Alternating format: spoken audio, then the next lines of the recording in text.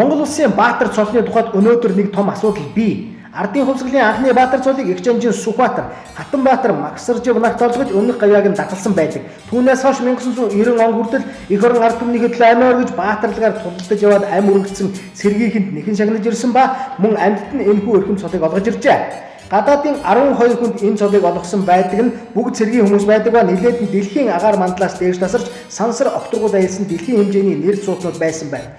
Энэ бүх Баатарлаг дайчин хүмүүсийн дундаас ганцхан содон энгийн хүн байдаг нь одоогийн хотын мэр Батүл юм. Түүнийг ардчилсан хувьсгалыг хийлдсэн хүмүүсийн нэг учраас ардчилсан хувьсгалыг хийлдсэн нам хамт олноо төлөөлүүл чагнасан гэж эрхэм ерөнхийлөгч маань айлддаг билээ. Монгол улсын Баатар цол бол нэхэн шагнаж болдог цорын ганц шагнал юм. Тэгэхээр өнөө асуудал чинь энд л босоод ирж байгаа юм да. Юуны өмнө ардчилсан хувьсгалыг амжилтанд хүргэсэн хүмүүсийн мандаад талигаач зориг жагсдаг юм.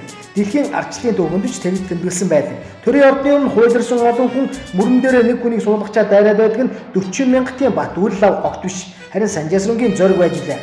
Бүр тэгж ярих юм бол хүчний байгууллагын генералууд бүгдээрээ төрийн ордонд зугуулчаад хошоолоо өгөөд бид даварсан муусан зургасгнуудыг арчаад өгье хэмээн гашгацгааж байхад нэг ч хүний хамраас цус гаргаж болохгүй хэмээгээд засгийн эрхээ 50 замаар шилжүүлээд өгсөн бол тухайн үеийн намын төв орооны тэргүүлэг Жамбын Батмүх агсан байж лээ.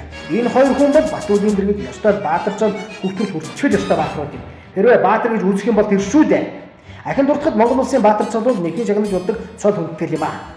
Хамт олон хот нийслэлийг ч бас шагнаж болдог юм лээ. Харамсалтай эрхэм ерөнхийлөгч хэлбэл орж байгаад одоо бол энэ тухай бодоогүй яваа байж тарах гэдэг.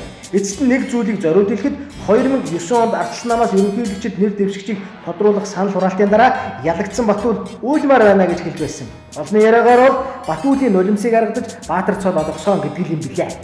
Баатруудын гаяа болгоны цаана тодоос тод гэрэлт мөр байдаг болохоос биш хардлага хэл ам байдаггүй юм аа. Батүлийн Баатарчтэй шаагас.